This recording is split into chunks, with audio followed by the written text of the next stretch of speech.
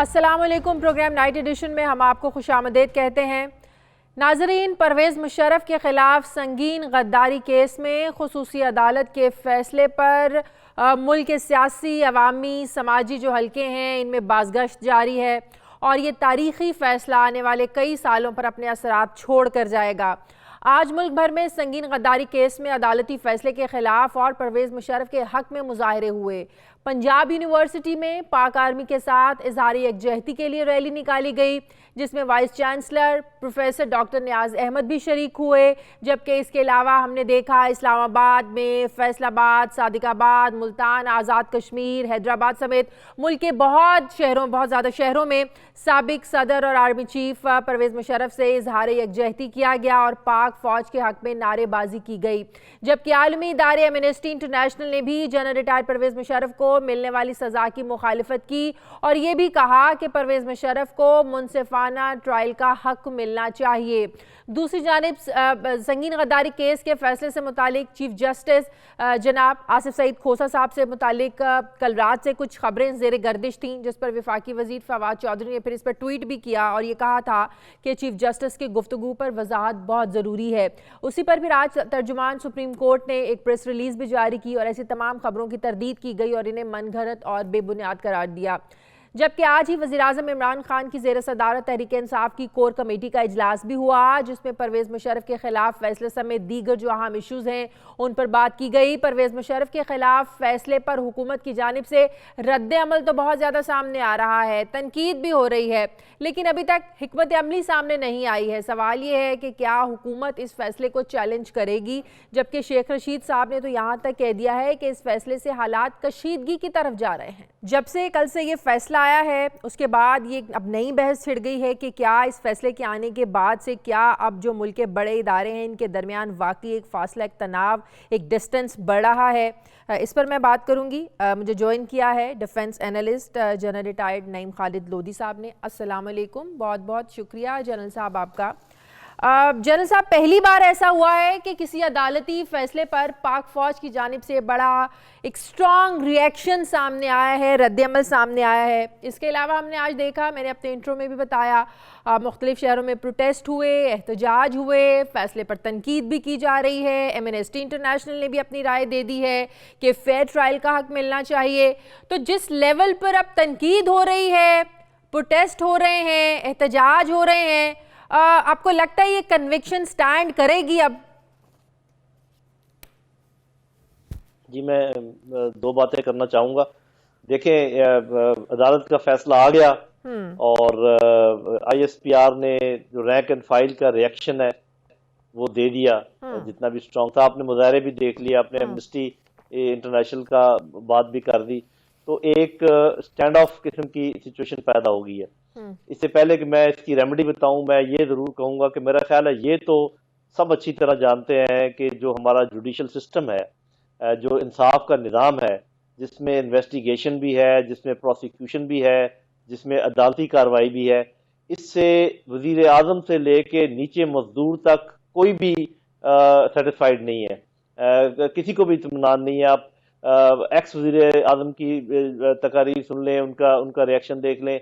आप अपने मौजूदा वज़ीर आज़म का रिएक्शन कुछ अर्सा पहले जो उन्होंने बड़ों और छोटों के बारे में बात की थी, एक्स प्रेसिडेंट का आप देख लें रिएक्शन, और अभी आपने आईएसपीआर का भी देख लिया। और आप किसी को ले आए वैसे ही पकड़कर सड़क पे चलते आदमी को और कैमरे के सामने बिठा के ये सवाल पूछ लें कि आप अपने अदालती निज़ाम के बारे में क्या कहना चाहेंगे, तो मेरा ख्याल जो ज्यादा लम्हा फिक्री है वो ये है कि हमें ये निज़ाम चेंज कर। ऑपोजिशन तो बड़े शादियाने बजा रही है भाई, बिलावल भुट्टो साहब तो कह रहे हैं कि आइन की जीत हो गई उनकी।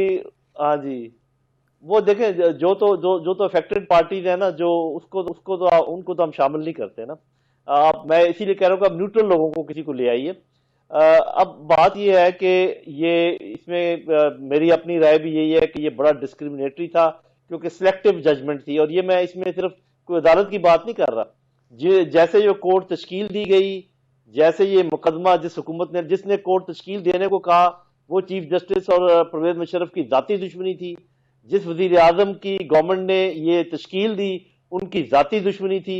इसमें तो किसी को कोई शक शुबा नहीं है। अगर कोई है तो वो आगे बता सकते हैं। रेट्रोस्पेक्ट की बात हो रही है कि अगर आज कोई चोरी करे 2 साल के बाद आप एक चेंज लेकर आए कि जी जो चोरी करेगा हाथ काटे जाएंगे, तो जिसने 2 साल पहले चोरी की उसके हाथ काटेंगे कि नहीं काटेंगे? अगर वो प्रेसिडेंट थे तो उनकी काबीना के लोग किधर हैं जिनको साथ कटहरे में खड़ा होना चाहिए था? अगर वो चीफ ऑफ आर्मी स्टाफ थे तो उनके कोर कमांडर्स किधर हैं जिनको साथ कटहरे में खड़ा होना चाहिए था? तो ये तो इसकी एक लंबी दास्तान है कि ये कैसे है सिलेक्टिव। अच्छा, फिर अगर आप चलाते हैं मुकदमे एब्सेंशिया, तो एक बहुत बड़ा गद्दार जो है अच्छी तरह जिसको सब जानते हैं, हुसैन हक्कानी, उसका मुकदमा किधर है? अल्ताफ हुसैन, उसका मुकदमा किधर है? ये सारी बातें कहने के बाद मैं एक सिंपल बात कहना चाहूंगा कि मीडिया को भी चाहिए और जो हम लोग एनालिस्ट आ रहे हैं मीडिया के ऊपर, हमें भी चाहिए कि अब हम इस आग को ज्यादा ना भड़काएं और ये जो तनाव पैदा हुआ है इसको हम डिफ्यूज करने की कोशिश करें। लेकिन ये जो बात की जा रही है कि परवेज मुशर्रफ को मौका नहीं दिया गया, लेकिन अदालत ने कल भी ये बात वाजे की कि 6 सालों से अगर ये मुकदमा चल रहा है तो 6 बार बुलाया भी गया है, परवेज मुशर्रफ को 12 बुलाया भी गया है कि आप आएँ, आपको मौका दिया जा रहा है, आप पेश हों आके। जब वो 6 बार पेश नहीं हुए, फिर ये फैसला दिया गया कि उनका 342 का जो बयान करने वो रिकॉर्ड करवाने का हक है उसको ख़त्म किया गया। तो ये कहना कि मौका नहीं दिया गया, अब फैसला ठीक है गलत है उस पर तो बात हो सकती है, लेकिन ये कहना कि मौका नहीं दिया गया, आपको नहीं लगता ये गलत है? मौका दिया गया मुशर्रफ साहब को। देखिए जी, क्योंकि मैंने तो इसको इस तरीके से फॉलो नहीं किया। मौका जब देते हैं तो आप ये देखते हैं कि वो मौका उसको हासिल किया जा सकता है या नहीं, उसको अवेल किया जा सकता है या नहीं। आपको देखना पड़ेगा किन हालात में वो है, बीमार है या नहीं है। यहाँ पर लोग, आपको पता है किस तरीके से किस किस बहाने से इधर उधर हो जाते हैं। तो ये मैं तो दोबारा उस बात पर आऊंगा कि जो मेरिट और केस का अच्छा या बुरा फैसला उसको अलग छोड़ दें, क्योंकि अदालत का फैसला है, हर हालत में इसको मानना पड़ेगा। उन्होंने अपना रिएक्शन जरूर दिया है, लेकिन मैं जानता हूं कि पाकिस्तान फौज अब उन्होंने अपना सबक सीखा है, वो कोई मावरा कानून, कोई मावरा कॉन्स्टिट्यूशन बिल्कुल कदम नहीं उठाएंगे। इसके बाद हुकूमत और परवेज मुशर्रफ के वकीलों का काम है।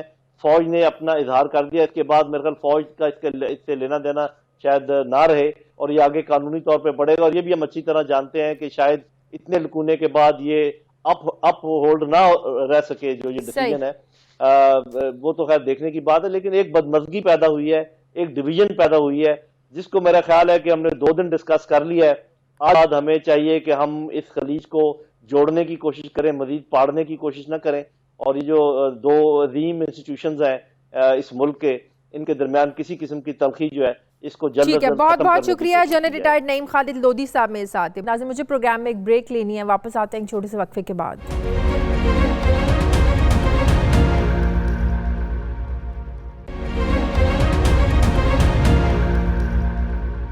मुझे ज्वाइन कर रहे हैं मुस्लिम लीग नून के रहनुमा general retired senator Abdul Qayyum sahab. अस्सलाम वालेकुम, बहुत बहुत शुक्रिया जनरल साहब आपका। जनरल साहब, आपकी इस फैसले पर राय बतौर मुस्लिम लीग नून के मुझे लेनी चाहिए या आपकी राय में लूँ एज अ जनरल रिटायर्ड एक फौजी के? मुस्लिम लीग नून की बात की जाए, ऑपोजिशन तो इस फैसले पर खुश है, शादियाने बजा रही हैं, पीपल्स पार्टी भी खुश है, नून लीग भी खुश है, लेकिन एक फौजी, चाहे वो रिटायर्ड है चाहे वो हाजिर सर्विस है, कल आपने पाक फौज का रिएक्शन भी देख लिया, एक फौजी का मोरल डाउन है। आपकी इस पर राय क्या है, एक मुस्लिम लीग नून के वर्कर सैनेटर के तौर पर और एक जनरल के तौर पर?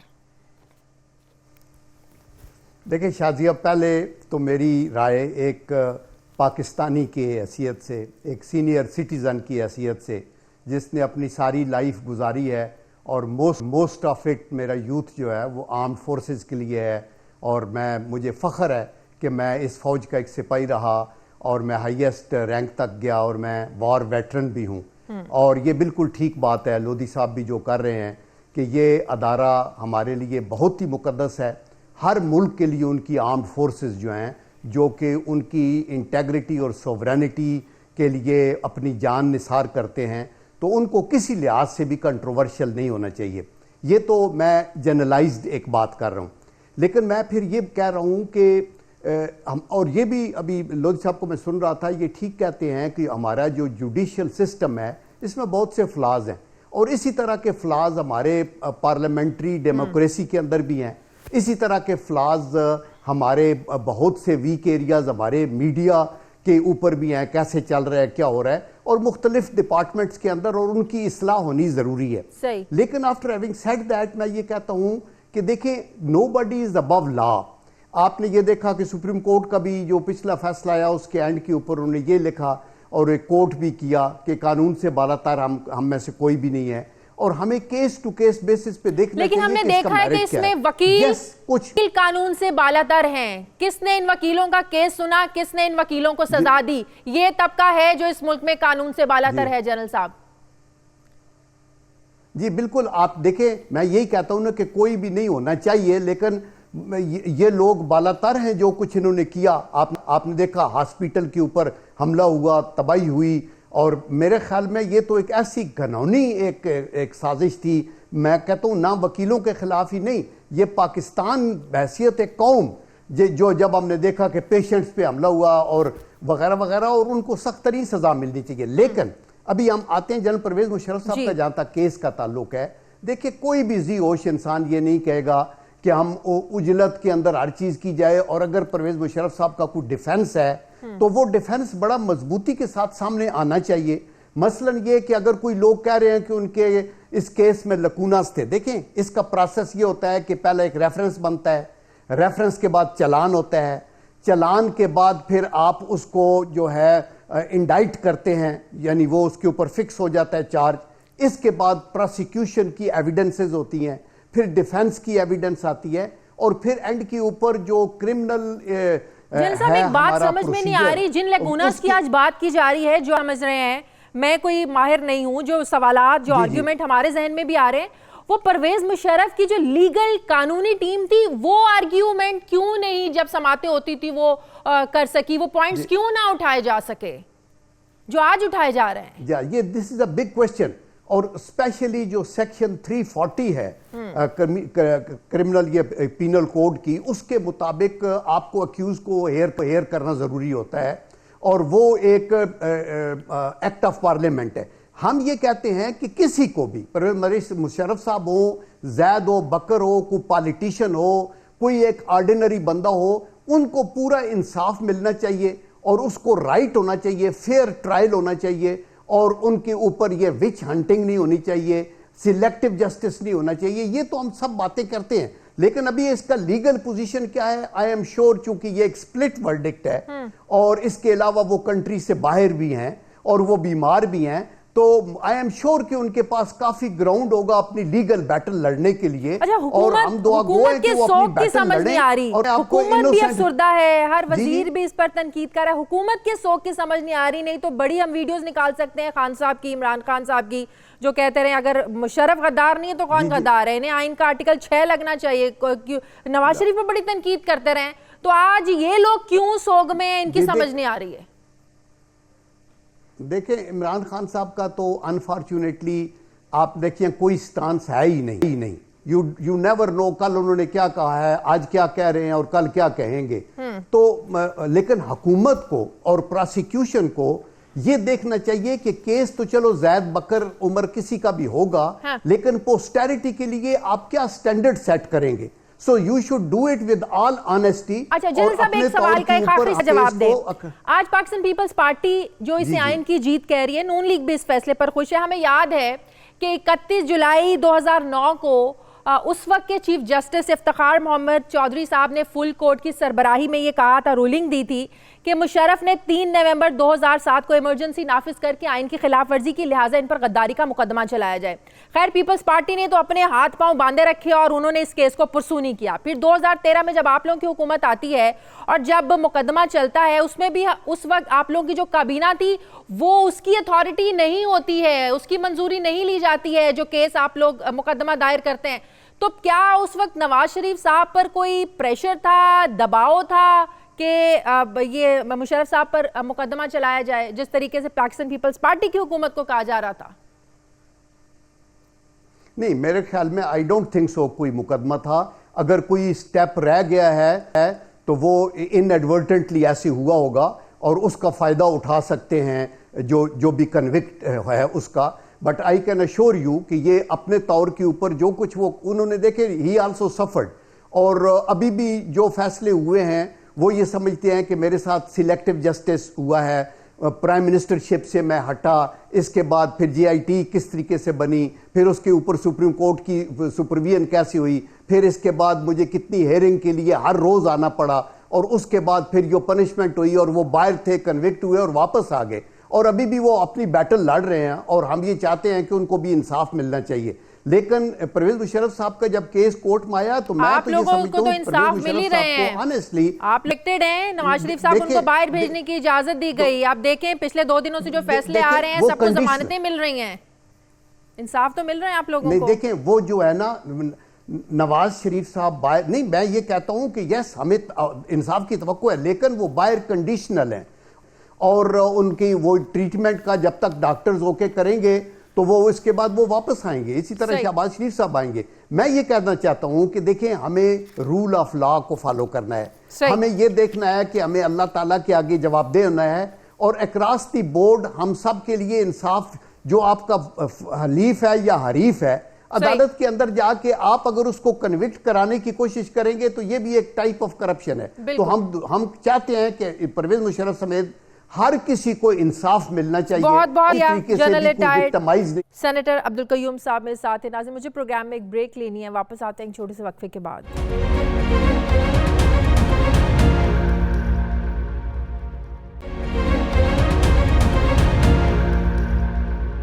नाज़रीन, कुआलालंपुर में होने वाले समिट में पाकिस्तान की किसी भी सतह पर नुमाइंदगी के ना होने को वज़ीर आज़म इमरान खान का अब आलमी यू टर्न कहा जा रहा है।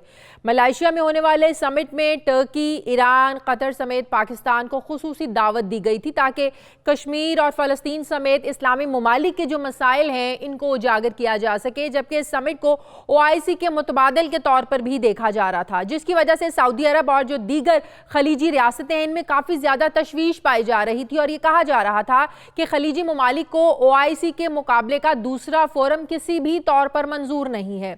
गुज़श्ता हफ्ते तर्जुमान दफ्तर खारजा ने अपने बयान में वज़ीर आज़म के समिट में शिरकत करने की तस्दीक भी की थी, लेकिन फिर गुज़श्ता हफ्ते ही वज़ीर आज़म के होने वाले दौरा सऊदी अरब और आर्मी चीफ के दौरा मुत्तहदा अरब अमारात के बाद ये खबरें सामने आईं कि अब वज़ीर आज़म इस समिट में शरीक नहीं होंगे, बल्कि वज़ीर खारजा पाकिस्तान की नुमाइंदगी करेंगे। लेकिन हैरान कुन सूरत हाल तब पैदा हुई जब पाकिस्तान ने इस समिट में किसी भी सतह पर शिरकत से इनकार कर दिया, मतलब कि वज़ीर खारजा भी शरीक नहीं होंगे। जबकि अहम बात यह है कि इस फोरम को बनाने का मंसूबा सितंबर में न्यूयॉर्क में अक़वाम मुत्तहदा की जनरल असम्बली की साइड लाइन में पाकिस्तान, टर्की और मलेशिया ने तैयार किया था मिलकर, लेकिन अब पाकिस्तान ही इस मामले से पीछे हट गया है। आलमी सतह पर पाकिस्तान के इतने बड़े यूटर्न के बाद सवालात उठाए जा रहे हैं, तहफ़्फ़ुज़ात पाए जा रहे हैं कि क्या पाकिस्तान की खारिजा पॉलिसी आज़ाद भी है या नहीं। ये बात भी हकीकत है कि मुआशी सूरत हाल के पेश नज़र पाकिस्तान इस वक्त सऊदी अरब और मुत्तहदा अमारात को नाराज़ नहीं कर सकता, लेकिन सवाल ये भी है कि मलेशिया और टर्की ने भारत के ज़ेर इंतज़ाम कश्मीर के मामले पर सरेआम खुलकर पाकिस्तान की हिमायत की थी। क्या पाकिस्तान इस हिमायत को गंवा सकता है और इस्लामोफोबिया के खिलाफ वज़ीर आज़म ने जो एक अलम बुलंद किया था, और क्या OIC के फोरम से वो अलम बुलंद रहना मुमकिन है। इस समिट में शिरकत ना करने के फैसले के बाद अहम डेवलपमेंट ये भी सामने आई कि सऊदी अरब और मुत्तहदा अरब अमारात ने स्टेट बैंक में जमा करवाए गए $5 अरब की मुद्दत में 1 साल की तौसी कर दी है, जिसके नतीजे में पाकिस्तान ने IMF की एक और शर्त पूरी कर दी और अब रवां हफ्ते IMF से कर्ज की जो दूसरी किस्त है ये भी मिलने की उम्मीदें पैदा हो गई हैं। तो ये मामलात एक दूसरे के साथ जुड़े हुए हैं। इस पर मैं बात करूंगी। मुझे ज्वाइन कर रहे हैं साबिक सफीर ज़मीर अकरम साहब। अस्सलाम वालेकुम, बहुत शुक्रिया ज़मीर अकरम साहब, आपने हमें वक्त दिया। ज़मीर साहब, अब ये बातें तो हो रही हैं कि ये बात तो तय है कि वज़ीर आज़म के सऊदी अरब के दौरे के बाद ही अब ये फैसला हुआ कि वज़ीर आज़म कुआलालंपुर समिट में शरीक नहीं होंगे, बल्कि अब तो वज़ीर ख़ारजा भी नहीं जा रहे। और ये कहा गया कि मुत्तहदा अरब अमारात और सऊदी अरब के तहफ़्फ़ुज़ात हैं जिसकी वजह से हम इस समिट में शरीक नहीं हो रहे हैं। लेकिन सवाल ये है कि जब ये सारा प्लान बनाया गया था अक़वाम मुत्तहदा की जनरल असम्बली की साइड लाइन पर, इस्लामोफोबिया के ख़िलाफ़ हमने बात भी बहुत ज़्यादा की थी और एक निजी TV चैनल भी बनाने का ऐलान किया गया था जिसमें जो इस्लामी ममालिक हैं उनमें मुस्लिमा के जो मसाइल हैं उन पर बात की जा सके, उन्हें उजागर किया जा सके। अब जिन तहफ़्फ़ुज़ात का जिक्र किया जा रहा है, क्या उस वक्त हमें इदराक नहीं था या हमें इतनी तशवीश नहीं थी कि इतने तहफ़्फ़ुज़ात सामने आएंगे मुत्तहिदा अरब अमारात की तरफ से और सऊदी अरब की तरफ से? क्या हमारे जहनों में ये नहीं था कि हमें इसका सामना करना पड़ सकता है? आपने बिल्कुल सही फरमाया कि ये चीज़ हमें पहले सोच लेनी चाहिए थी कि इसके नतीजात क्या होंगे। जब हमने ये इनिशिएटिव लिया मलेशिया तुर्की के साथ इस्लामोफोबिया के बारे में, तो ये ज़ाहिर था कि दूसरे जो ममालिक हैं ख़ुसूसन सऊदी अरब और यूएई इसमें हमारे साथ शामिल नहीं हुए। वो वहाँ थे लेकिन वो इस इनिशिएटिव पे शामिल नहीं हुए। तो अब जो ये हालत, जो सूरत हाल अभी हमारे सामने आई है, इसका हमें पहले से सोच लेना चाहिए था कि हम इसमें हमारी हिकमत अमली क्या होगी। मेरा ज़ाती ख्याल ये है कि हमें कोलालमपुर की समिट में ज़रूर जाना चाहिए था और हम अपने ताल्लुकात का एहतराम करते हैं सऊदी अरब के साथ और मुत्तहिदा अरब अमारात के साथ, लेकिन वो उनको ये हम राइट नहीं देना चाहिए हमें कि वो हमें डिक्टेट कर सकें। हम एक खुद मुख्तार मुल्क हैं और हमें अपना फ़ैसला खुद करना चाहिए। ये ठीक है कि वो हमारी माली इमदाद कर रहे हैं, लेकिन हम भी उनकी कई और तरीक़ों से हम भी इमदाद करते हैं, उनकी भी मदद करते हैं। उनके साथ हमारे जो रिलेशनशिप है वो एक तरफ़ा नहीं है, दो तरफ़ा है। तो मुझे लगता है कि ये इस बुनियाद पर या इन वजूहात के बुनियाद पर हमें नहीं जाना जो कोलालमपुर की समिट में। लेकिन एक तहफ़्फ़ुज़ात की वजह तो समझ में आती है कि इसके तहफ़्फ़ुज़ात है कि ईरान भी जा रहा है और हमें पता है कि ईरान और सऊदी अरब के दरमियान क्या हालात हैं, क्या कशीदगी चल रही है। तो अगर इस मामले को लेकर हम अपना जो वज़न है सऊदी अरब के पलड़े में डाल रहे हैं, तो हमारी जो न्यूट्रलाइज होने की जो एक हैसियत थी उस पर क्वेश्चन मार्क नहीं आएगा? देखिए, आपको याद होगा कि कुछ दिन पहले ही हमें कहा गया, हमसे रिक्वेस्ट की गई थी कि हम एक सालसी का रोल प्ले करें सऊदी अरब और ईरान के दरमियान। और बेशक सऊदी अरेबिया और ईरान के दरमियान तहफ़्फ़ुज़ात हैं, तुर्की और सऊदी अरेबिया के दरमियान में तहफ़्फ़ुज़ात हैं, लेकिन वो उनके दो तरफ़ा ताल्लुकात के मसाइल हैं। हमें इन चीज़ में पढ़ने के बजाय हमें अपनी मफादात देखनी चाहिए। जैसे आपने ख़ुद फरमाया कि तुर्की ने, मलेशिया ने हमारी कश्मीर के मसले पे, हिंदुस्तान में जो मुसलमानों के साथ ज़्यादती हो रही है और Islamophobia as a general principle, उस पर हमारे साथ खड़े हुए हैं वो, और हमें उनको इस वजह से हमें उनको नज़रअंदाज नहीं करना चाहिए। ये मेरे ख्याल में, जैसे मैंने आपसे अभी कहा, ये गलती है हमारे तरफ। और मुझे नहीं समझ आता कि प्राइम मिनिस्टर को ये किसने एडवाइस किया कि आप ना जाएं और ना कि फॉरेन मिनिस्टर को भी ना भेजें। ये जो फ़ैसला है, मेरे ख्याल है इससे हमें नुकसान होगा और हमारे जो दो तरफ़ा ताल्लुकात हैं और जो हमारी स्टैंडिंग है मुस्लिम उम्मा में और इंटरनेशनल कम्युनिटी में, उसको इससे ठेस पहुंचेगी। तो आपको नहीं लगता कि इसका भी हुआ है, जो हमारे डिपॉजिट में उन्होंने जो पैसे रखवाए हैं उसकी मुद्दत एक साल की तौसीह कर दी है यूएई ने और सऊदी अरब ने? कहीं ना कहीं तो मौशी मजबूरियां आड़े आई और इसका हमें नतीजा भी अब मिल गया। देखिए, मौशी हमारी जो मुश्किलात हैं, ये इसको लोन बनाना या ये पैसे इधर रखना, इससे नहीं, हम इनको ऐसी मुश्किलात को हम इन चीज़ों से हम ओवरकम नहीं कर सकेंगे। ये चीज़ें जो हैं ये लॉन्ग टर्म में होंगी और लॉन्ग टर्म हमें पॉलिसीज़, जो इकोनॉमिक पॉलिसीज़ हैं, उसकी वजह से होगी। तो ये मेरे ख्याल में ये एक एक्सक्यूज़ है जो मेरा नहीं ख्याल इसमें कोई वज़न रहता है। ठीक है, ये भी सही है कि हमारे कई हज़ार पाकिस्तानी वहाँ काम भी करते हैं, लेकिन उनको भी, इन ममालिक को भी हमारे लोगों की ज़रूरत है। वो एकदम से वो उनके खिलाफ क्या कर सकते हैं? और जैसे मैंने आपसे पहले अर्ज किया कि हम भी इन दोनों ममालिक को वो बातें बिल्कुल ठीक, लेकिन वो सवाल अपनी जगह में इन मामलात का इदराक, इल्म, पहले होना चाहिए था कि इस तरह के तहफुजात सामने आ सकते हैं, ना कि आप वही ना पहले या तो आप किसी के साथ कमिटमेंट ना करें, कमिटमेंट करें तो पूरा करें चाहे फिर कोई भी हालात हो।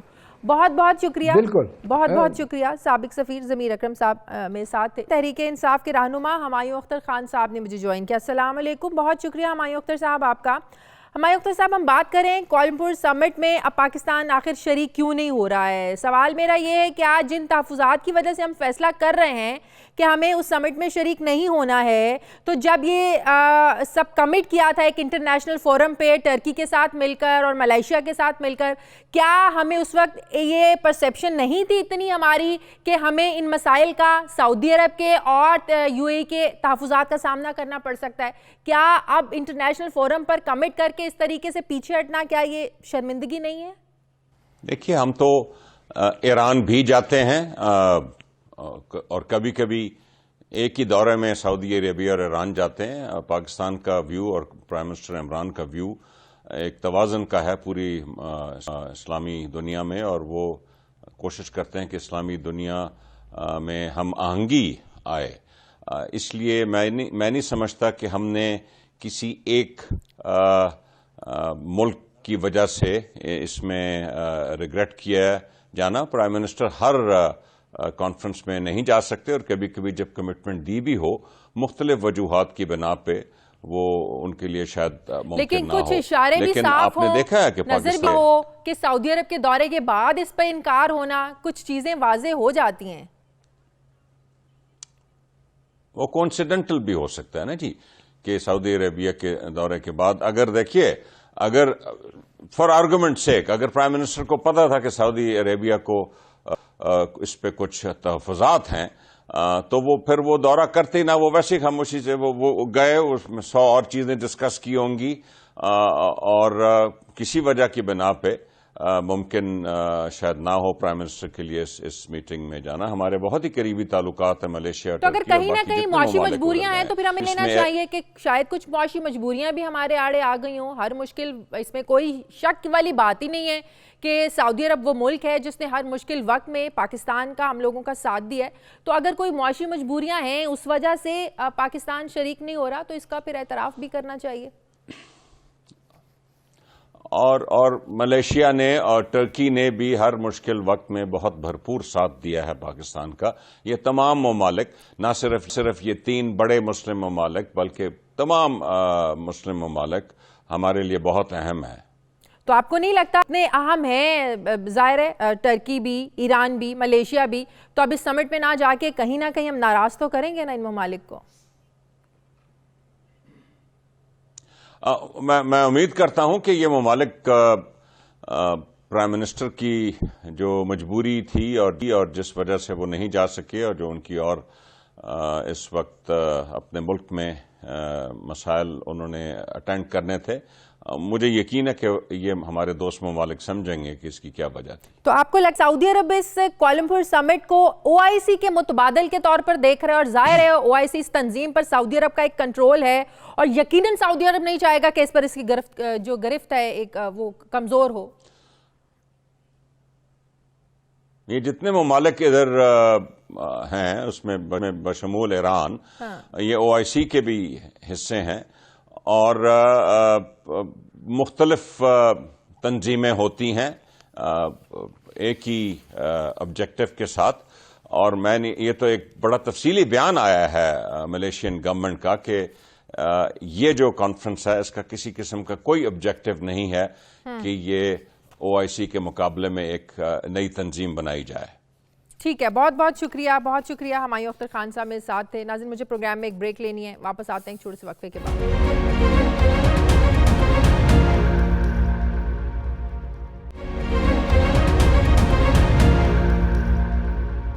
नाज़रीन, पंजाब में तब्दीली सरकार का एक और कारनामा सामने आया है। नाइट एडिशन को मौसूल होने वाली इत्तलात के मुताबिक पंजाब हुकूमत सूबे भर के सिक्योर्ड वर्कर्स, मतलब ऐसे वर्कर्स जिनको Punjab employees social security institution पैसी सेहत की मुफ्त सहूलियात फराहम करता है, जिसके लिए सनतकार जो इंडस्ट्रीज़ के में जो लोग काम करते हैं, जो मुलाजमीन होते हैं, उनका 6% तक फंड में वो लोग ताउन करते हैं। उनकी जो मंथली सैलरीज होती हैं 6% हर महीने उनमें से कटौती होती है। फिर इस इदारे के ज़ेर इंतज़ाम चलने वाले मुतादिद अस्पतालों, डिस्पेंसरीज और सेंटर्स को नीम सरकारी इदारे social security health management company के हवाले करने की मंसूबाबंदी करने का इंकशाफ हुआ है।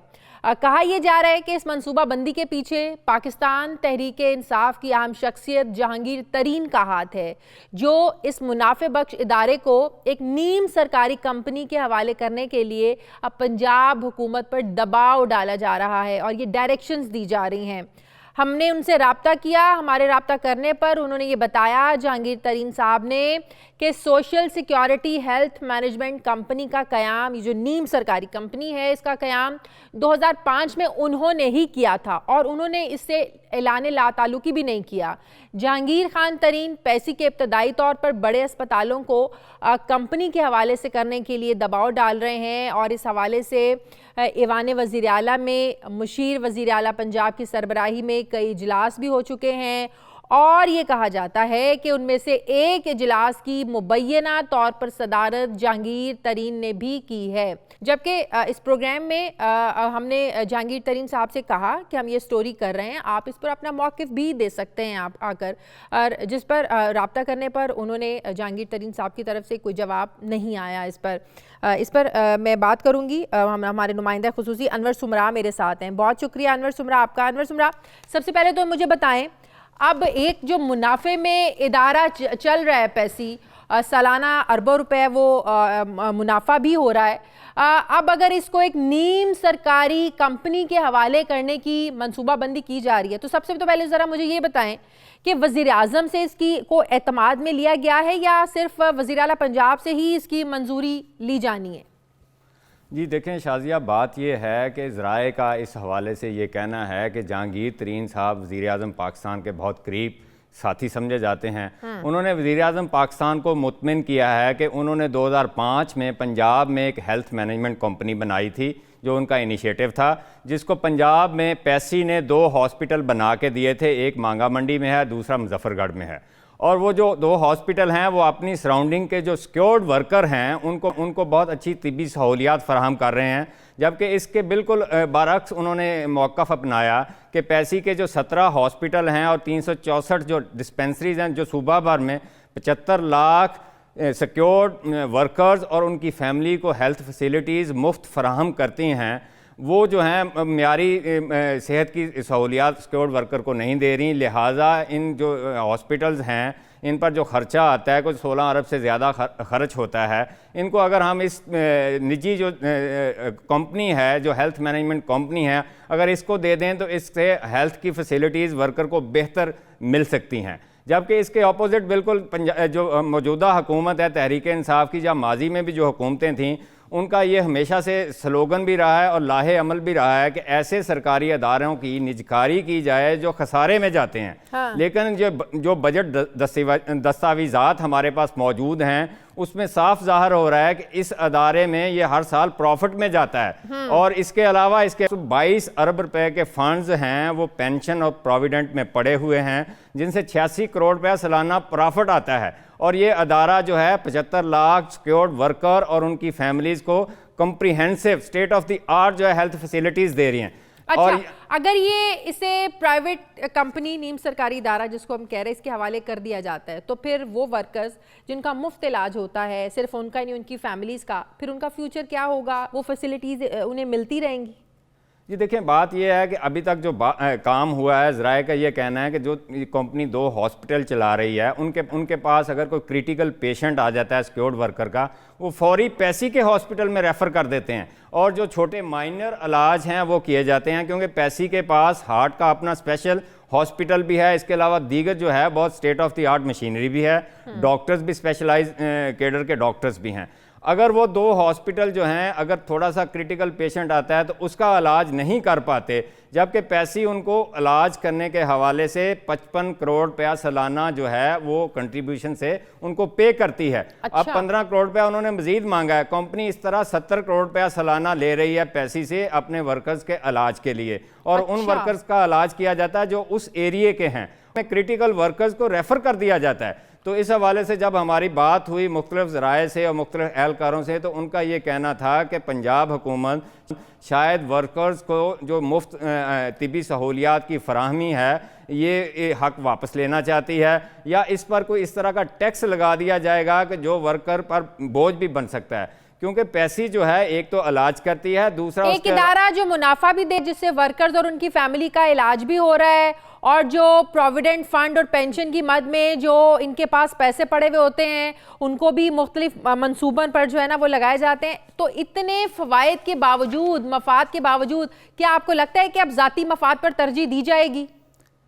देखिए, बिल्कुल बात ऐसे है कि जिस तरह की बातें बताई जा रही हैं कि उनके अजलास हो रहे हैं ऐवान वज़ीर आला में, और एक अजलास की मुबैना तौर पर जहांगीर तरीन साहब जो है सदारत भी कर चुके हैं। जब मेरा जहांगीर तरीन साहब से रब्ता हुआ तो उनका ये कहना था कि जो 2 हॉस्पिटल कंपनी चला रही है वो बहुत अच्छे तरीके से चला रही है, जबकि हकायक इससे थोड़े मुख्तलिफ हैं। हकायक ये हैं कि वो अच्छे तरीके से नहीं चला रहे। वहाँ पर जो भी क्रिटिकल पेशेंट आता है उसको पैसे के हॉस्पिटल में रेफ़र किया जाता है। अगर वो 2 हॉस्पिटल एक कंपनी अच्छे तरीके से नहीं चला रही और उसको आप 17 हॉस्पिटल और 364 जो डिस्पेंसरीज हैं पूरे सूबे में नेटवर्क है, और जिसमें डॉक्टर्स हैं, उसके अलावा नर्सेज हैं, बाकी स्टाफ है और क्वालिफाइड स्टाफ है और state of the art machinery है। अच्छा, अभी ये सिर्फ मंसूबाबंदी है या वज़ीर आज़म को भी इस बारे में आगाह कर दिया गया है? वज़ीर आला पंजाब को भी इसके बारे में आगाह कर दिया गया, और इसकी मंजूरी किससे ली जाएगी, वज़ीर आज़म से, वज़ीर आला से? जी देखें, मंजूरी तो वज़ीर आला पंजाब से ही ली जाएगी क्योंकि ये पंजाब का अदारा है, लेकिन ज़राए का ये कहना है कि वज़ीर आज़म पाकिस्तान इस पर ऑन बोर्ड हैं।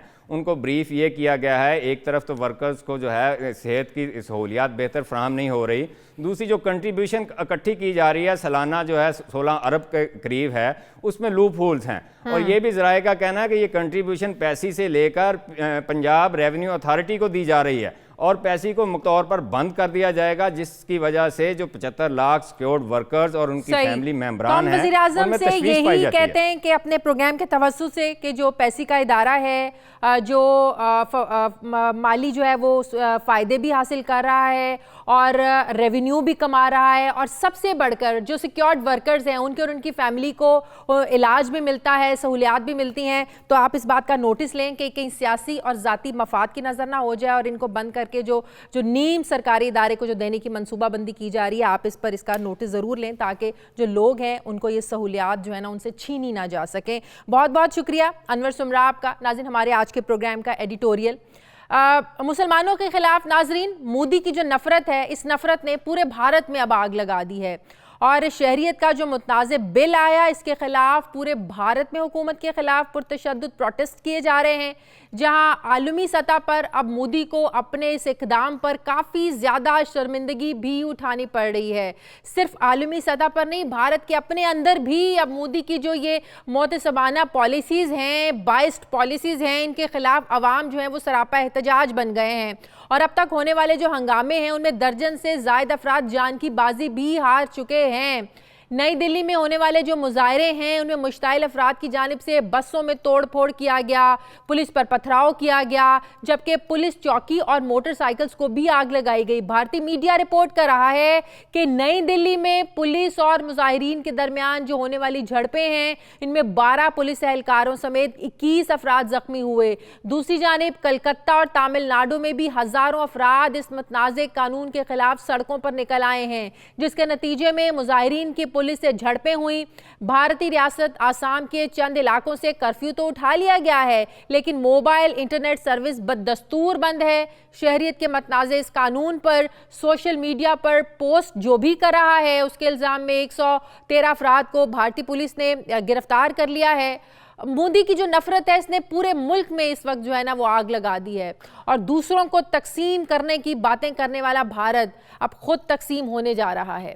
नाज़रीन, ये था हमारा आज का प्रोग्राम के लिए आप हमें फीडबैक ज़रूर दीजिएगा। मेरी आपसे मुलाकात होगी कल। अपना ख्याल रखिएगा। मुझे इजाज़त दीजिए। अल्लाह हाफ़िज़।